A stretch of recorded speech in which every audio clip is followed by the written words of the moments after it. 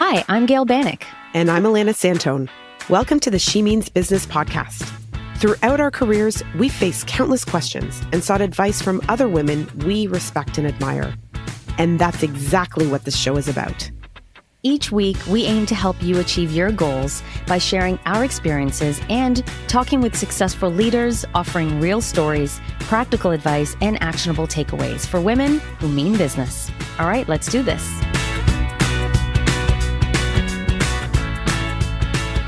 Hey everyone, and welcome to today's episode of She Means Business. We are so happy to introduce today's guest, Morgan Ferris.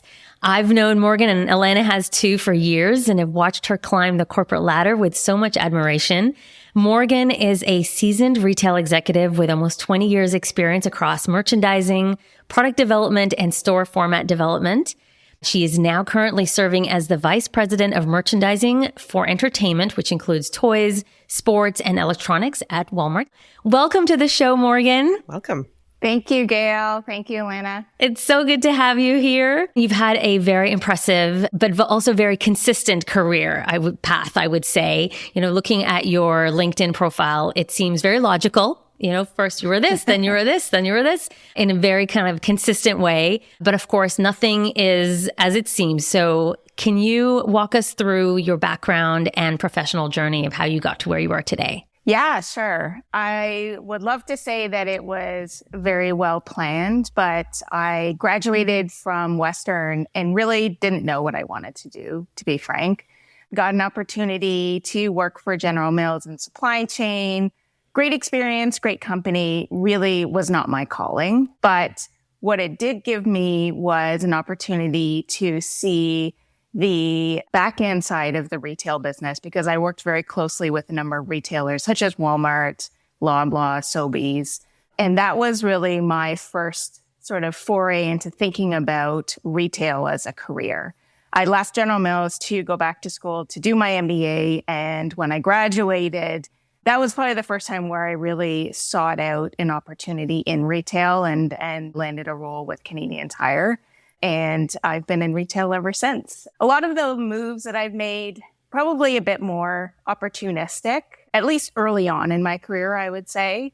But more recently, maybe over the last 5 to 10 years, a little bit more thoughtful, really trying to broaden my experience set in different parts of the business and different areas that I thought would give me exposure to areas that would help round out my portfolio. And so tell us about what your favorite experience has been in your career so far. What's your favorite learning, favorite experience, favorite job? I think they've all given me something different, and it really keeps getting better. That's kind of like asking, what was the favorite age for your child? The recent role that I had leading the private brands team was absolutely phenomenal. One really great group of people, super passionate when you work close to product developers, but also just being kind of frontline dealing with product, which I absolutely love. And I'm very new in my new role. What is this new role that you're in? So I'm back in core merchandising, and I'm leading the entertainment division for Walmart, which is electronics, toys, and sports. So really exciting part of the business, lots of innovation, new products. So I'm really excited to take on this new assignment. That's awesome. Going back to your earlier role, so I know that you were identified pretty early on as kind of a high performer, high potential employee. What do you think that you did to garner that recognition? Yeah, I mean, I got to participate in executive mentorship circles and leadership development programs that I know not everyone participated in. So yeah, I guess I knew early on that the organization felt I had something more to contribute. If I were to attribute it to anything, I would say it was probably the balance between business acumen and people leadership skills. So in retail, it can be a tough business. You've got to be able to deliver the numbers, and there's no doubt about that. But as you move up and progress within the organization, how you do that and the kind of leader that you are becomes increasingly important. And I think I've been able to have a good mix between those hard and soft skills. And I know you've been kind of tapped on the shoulder multiple times in your career for different opportunities. And do you think that is also why? I think that's part of it. You've got to be able to deliver well in the role that you've got. I know people are always kind of thinking, okay, what's the next thing for me? But part of getting the next opportunity is doing a really good job in the role that you're in right now. I've also, I think, been able to harness and maintain strong connections and networks with people, both inside and outside my organization. And I think those networks have been invaluable in terms of my career progression over the last few years. Let's build on that a little bit from a network and a mentorship perspective. Tell us a little bit about that network. How do you use them? How did you build it? Where do they come into play as you're thinking about navigating your career? It's an interesting one, Alana, because if you were to ask me, what are some of your strengths and weaknesses, I would say I would put networking in probably my weaknesses bucket, to be frank. It's something that I've had to work at, but one that I recognized early on was going to be important for me in order to be successful. I've definitely fostered relationships and really tried to maintain relationships as I've moved through different roles, maintaining contact with people from past roles that I've had. A great example would be I have a monthly lunch with a colleague that I worked with maybe 5 or 6 years ago. We're in different parts of the business, but we keep up this lunch. And part of it is, and you mentioned the word mentorship. I think we often think about mentors as being more senior people in areas of the business that you want to kind of grow and develop. And certainly that plays a really important role. But I've also found tremendous amount of value in peer mentors or people in other parts of the business, not necessarily senior people, but they have an expertise or they work in a part of the business that you're not really close to. In maintaining those relationships has really helped me keep tabs on other parts of the business. And it's interesting. It's interesting that you say about the peer mentorship. And I think I want to go back to a question that Gail asked in terms of you've been tapped on the shoulder or there's opportunities that have come to you. How have you used these people in your network or these lunches that you've had to help kind of deduce or to explore the opportunities and get you the answer of, yeah, that seems like a really good opportunity for me, or maybe not exactly what I want? Or have you had to do that at all?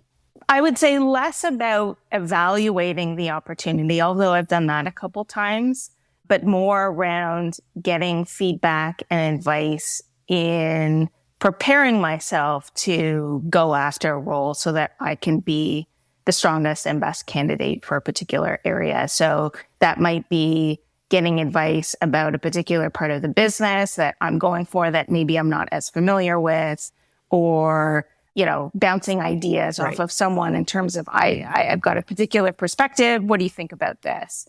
What do you think I haven't necessarily looked at? And getting those tidbits has been really helpful.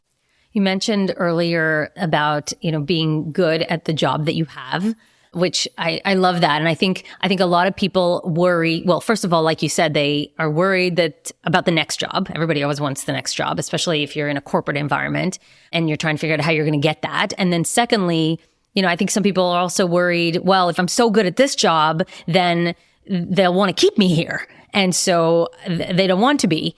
How do you manage that, making sure that you go, that you are good at your job right now, but also planning for the next role? Because I feel like you've done a very good job of making, if you look at your resume alone, you just, every so many years, you have these opportunities. Yeah, I would say getting into a new role, I don't want to say getting to a level of mastery, but owning and being very comfortable with how you're managing the day-to-day and executing against that.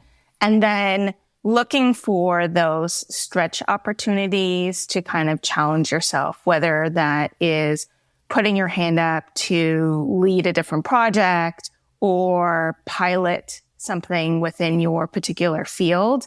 And on more than one occasion, I've put my hand up to do those kinds of things. And those are often the things that kind of get you recognized as someone who's willing to challenge themselves, take risks, go out on a limb, and all of those things, can be helpful. I agree with you. That's often what I tell people on my team as well. I think especially in environments where there's either in merchandising, where there's all these merchants, or even in marketing where you have multiple people doing the same job, and they're like, well, how am I supposed to distinguish myself from somebody else who's also doing the exact same job? I think that is exactly the way to do it. Find those opportunities to raise your hand, extra projects. You know what? I even suggested to somebody, I would caution women in doing this, especially, but in an environment where I was at Indigo, where there were lots of women, it was less of a problem. But even, the social committee or something that, the culture of my team at Indigo was very important to me, and having people help with that was definitely a way to get in my face and show their leadership and their energy and their contribution to the culture. And so it doesn't all have to be work related. It can also be just, being engaged, which can be really important. And I would say, Gail, those opportunities often also come with networking opportunities that gives you exposure to different leaders in the organization or people across the business that may have had no exposure to you, don't know. And then all of a sudden they say, wow, Gail is, really great at this. She's got great consumer insights. And then when the time comes when they're talking about talent and opportunities for people, now you've got a broader spectrum of leadership that know who you are. Yeah, and I think it's knowing who you are from a leadership perspective. And then you also have this broad range of skills that really differentiates you from people who may not be as free to kind of move between functions or areas where you develop different skills. And I'm really noticing that as I go through, is that there's the people who take the linear path, and then there are the people who take the windy path. And sometimes it feels like it's windy and therefore not focused. And I think that's something you're kind of brought up with, this notion of focusing, right? Like, what are you? Are you a merchant, or are you a private brands person, or are you but this windy road that you've kind of taken, which is you've gathered, I kind of talk about it as like building blocks out or building blocks up. The building blocks out sometimes really set you up for the building blocks up in a way, because you just have this broader skill set. Yeah, I couldn't agree more. And that's often when I talk to more junior people earlier on in their career, that's probably one of the biggest pieces of advice that I give them, because I think really kind of ambitious young people want to, climb the corporate ladder and move into more progressive leadership roles. And I often tell them, well, don't discount the side steps, because sometimes those side steps are actually the fastest path up, even if it doesn't seem that way at the time. And I certainly credit a lot of my side steps to my vertical ascent. Right. Are there any in particular that you can think of that was like a pivotal moment? Well, it's funny. There's one role that I took, which was more opportunistic. So I was approached by the leader of our real estate and format team to take on a role in store format development. And based on my merchandising background, I was tasked with coming up with the plan on what the customer offer was going to be. How are we going to lay out the store? It was a fascinating role, but I quickly realized I didn't love it. I really missed the P&L ownership. I missed some of the decision-making rights. I felt like I was a bit more of an internal consultant and didn't ultimately enjoy the role that much, but it made me a far better merchant when I left that role and went back into merchandising. And part of that was we were thinking like 30,000 feet retail. We were looking globally at what retailers were doing, like Alibaba in China. We visited one of the first Amazon Go stores in the US and just kind of taking inspiration from retail globally. Sometimes when you're in merchandising and you're managing a particular portfolio, you can get very tunnel vision and kind of looking microscopically and trying to go deep. And it was one of the first times in my career where I really pulled up and elevated. And I think it really helped change my thinking. So I think you just described a role where it was, you didn't love it, but it's almost like taking your medicine, right? You're kind of taking a role that is building you up, but isn't maybe your passion. Have you ever Yes. taken something or been in a role where you just felt like it was a mistake, or you did something that you felt was like a failure in your career, but then you quickly realized that it was actually helping you along your way? I think that one was probably the biggest one. And I didn't know at the time that I took it that I wasn't going to like it. It sounded really exciting. And having come from, having done innovation and product development, thinking about store design sounded amazing. So I didn't go in thinking, oh, I'm just going to do this because I think it'll be good for me. I did it with a thought that it would genuinely be interesting. And it was only when I was in the thick of it that I eventually realized, and you learn things about yourself over time, that what drives me, what excites me, how do I get energized in the morning when I come into work? And some of those things for me, I just wasn't getting out of that role. But I don't think sometimes you have to do the things that you don't like to know what you like. Oh my God, 100%. I feel like you don't know how much you don't like commuting until you have a really bad commute. And then you're okay. I agree. I actually think that's the best part, is doing a job that you don't like. So now process of elimination. This is not something that I want to do. I think that's huge. I want to make sure that we don't, paint your career as though you were just sitting there working really hard. You keep getting tapped on the shoulder passively and saying like, okay, I'll do this. Because I know that's not exactly how it happened. So tell us about how these opportunities, what were you doing, or what are you doing actively to take advantage of these roles? Because I know they're not just handing them to you for free. Yeah. First of all, you've got to put yourself out there. Yeah. And sometimes you're not the best candidate for roles. I went for roles I didn't get. But I think how you use that process, get the feedback, understand why you weren't the best candidate, and then figure out how you're going to build that into your development plan so that the next time you go for a role, you are the best candidate. I think there's a level of humility and self-awareness that you've kind of got to go through. Take the feedback, understand what you need to do, build whatever that mentorship circle is that's going to help you build those skill sets, or get experiences that will kind of fuel that development so you can go after it.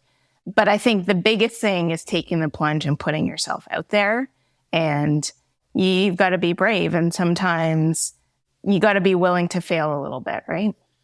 Yeah, absolutely. And I think it's actually one of the advantages of, you've had a long career in the same organization. And sometimes it's really hard to get feedback.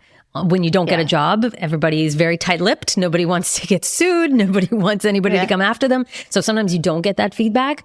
But I think within an organization, you're more likely to get that feedback, which is great. And then if you actually take the time to, first of all, feedback is a gift, and accept that. And then say, okay, maybe that was not my job. I've also, I don't know how you feel about this, but I've yet to, I've not gotten jobs in the past.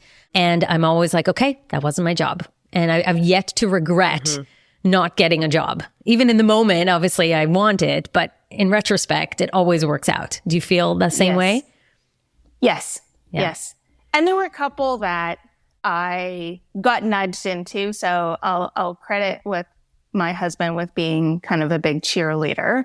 And he's kind of given me the elbow a couple of times. Go for it. You can do it. And maybe I wasn't fully ready, and that's okay. But if I hadn't gone for it, I don't think I would have gotten the feedback. And then I don't think I would have developed in the right areas to be able to go for the job the next time when I really was ready. Right. So you do have to shoot for it sometimes, even if it's a mess, because those experiences are really important. I think that lesson is such a huge lesson for anybody, but particularly women. I just had an experience this week where I was evaluating applicants for a job, and I recognized that a person that was actually on my direct team hadn't put their name in.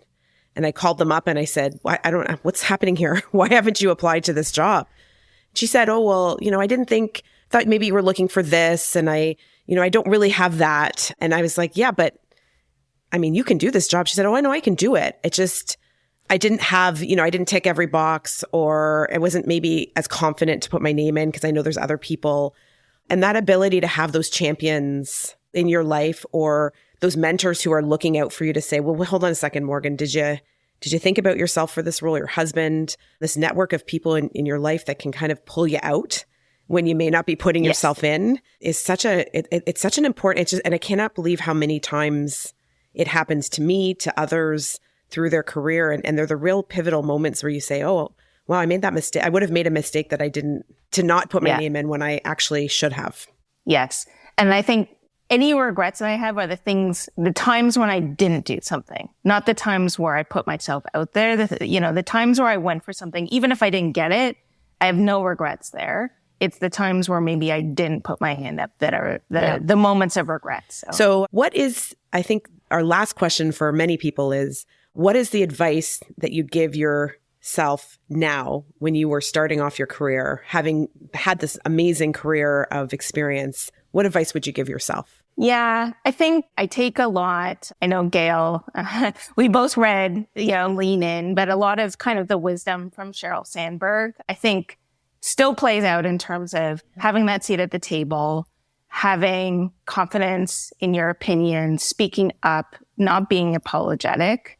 Those are definitely lessons that I think for women in particular, but young people starting out is making sure they're building that confidence that they've earned a seat at the table.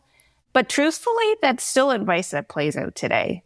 It's not like I'm immune just because I have VP in my title. I'm not immune to having imposter syndrome. It still plays out. You've still got to kind of remind yourself over and over again that your ideas count. You got here for a reason, and, you've earned it. 100%. That's great. Well, Morgan, it's been great having you on the show. It's so nice to see you after so many years, and the progression that you've made, the impact that you've made in your current roles, but more broadly with, I'm sure, future leaders. So thank you for sharing the wisdom of how you've approached your career, and we'll look forward to seeing you again soon. Thanks so much. Thank you so much. Thanks, Morgan. See you soon. Bye.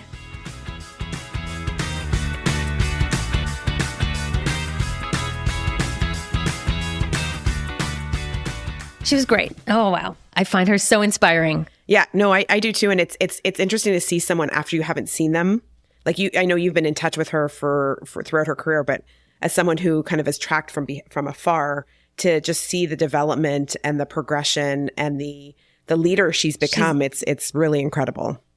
She's always wise. She's always so wise and articulate.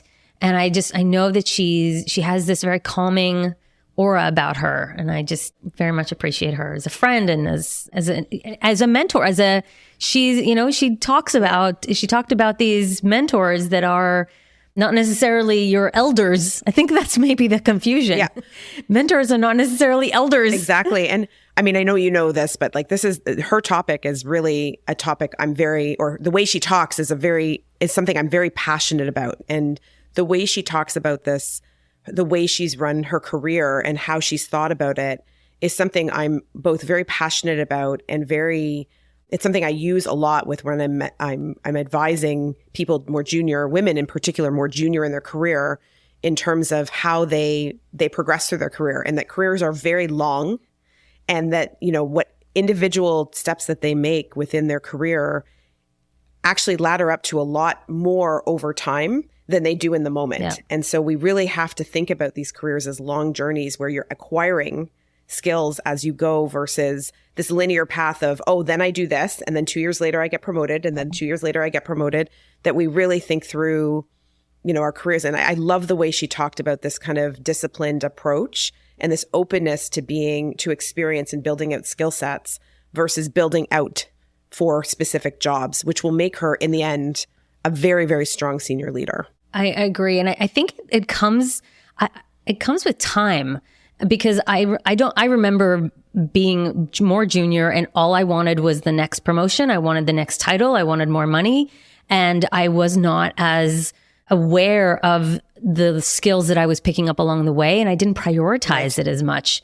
and it was something that I remember you said to me once, and it wasn't about me. We were talking about somebody else. And you said, when you promote somebody prematurely, you're not doing anybody a favor. Nope. It's not doing them a favor, and it's not doing the company a favor. And so really appreciating it. I'm thinking I've got a very strong visual of a Mario Kart race right now where you are driving and you're racing but you got to pick up the coins and you got to dodge the bananas. Yes. And, it's not just about winning first, but are you winning with the most number of points? Correct. Because And even if you don't win, but you have the most number of coins, then is that actually a win? That's right. And so I love how she thinks about it. No, I agree. And I think it's a topic we'll revisit many times over our conversations, because that, I remember coming back to Canadian Tire after being gone and gathering all this experience and having in my head, is this, where am I in the grand scheme of things? And what you realize is everyone has different paths, but if you can carve a very unique path, you get different skill sets than others. And then you're in different places. It's not necessarily in better places. You're just in different places. Yeah. And that's, I think, what Morgan was trying to really reinforce here. So what a great topic. Very passionate about it. I'm glad she represented it so well. Yeah. So great to see. Great.